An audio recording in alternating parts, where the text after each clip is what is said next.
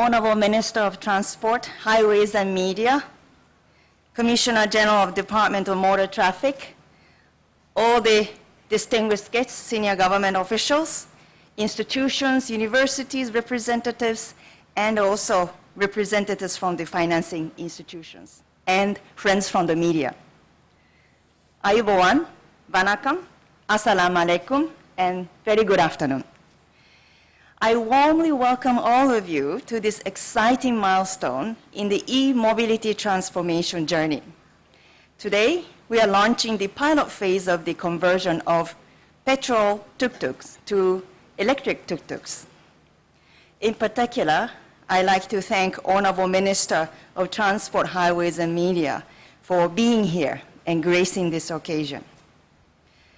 Let me begin by saying that this milestone would not have been possible without the collective efforts amongst all the government partners, service providers, and the UNDP team, despite the challenge Sri Lanka has been facing in the midst of the socio-economic crisis. Globally, the energy shortage, increasing cost of energy, climate emergencies, and global warming all point to the need to accelerate efforts towards decarbonization of our society and economy. Here in Sri Lanka, the ongoing economic crisis, characterized by the limited access to affordable energy, reinforces the need to invest in renewable energy options and also to phase out fossil fuel. As part of its commitment to the Paris Agreement, Sri Lanka has committed to reducing greenhouse gas emissions by 14.5%. The island state also established 2030 targets to achieve 70% renewable energy in electricity generation. Sri Lanka also expects to achieve carbon neutrality by 2050 and has committed to not increasing the capacity of its coal power plants. And the rapid urbanization and the modernization of our lives point to the urgent need to transform the transportation sector to renewable options. As we have witnessed during the recent months, Sri Lankans' dependency on imported fuel for mobility, without doubt, aggravated the economic crisis and people's access to essential services. Tuk-tuks, which are iconic symbols of the Sri Lankan life, were not spared from this challenge. And many tuk-tuk drivers have lost their income and livelihoods due to the high operating costs.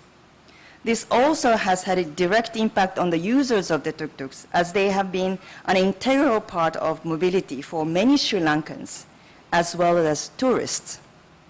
We all love tuk-tuks, don't we?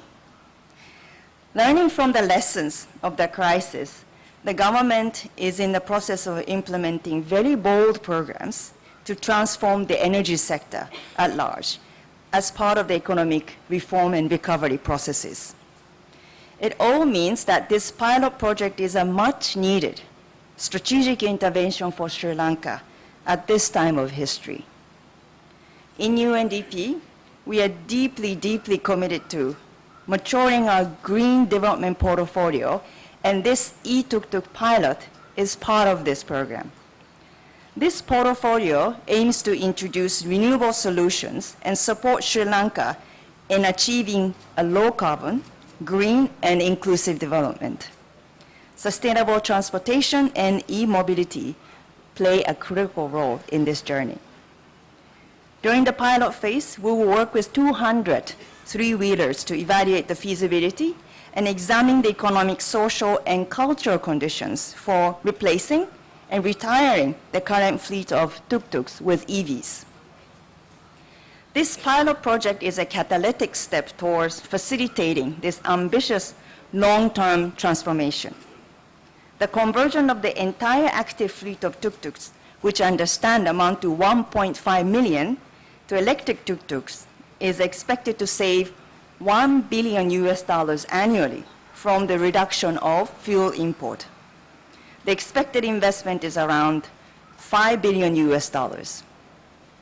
This intervention will contribute to nearly 46.8 million tons of greenhouse gas emission reduction. You can see this is a significant contribution towards the national target of 14.5% reduction. This pilot phase will help us to establish a viable system and foundation for reform, which will be scaled up during the acceleration phase.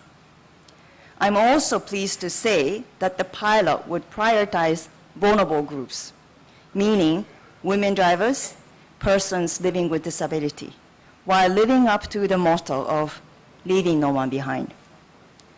On behalf of UNDP, let me once again convey my deep appreciation to the officials from the Ministry of Transport, Highways and Media, Ministry of Power and Energy, Department of Motor Traffic, service providers, and my hardworking UNDP team for their dedication in promoting the uptake of electric vehicles as a preferred type for transportation in Sri Lanka. I hope that many tuk-tuk operators will be interested in signing up and being part of this pilot phase. So please spread the news and excitement. And those of you who sign up, I hope, will be a pioneer and the role model in promoting a sustainable and green transportation sector, but also socially, ethically responsible tuk-tuk drivers. Thank you so much.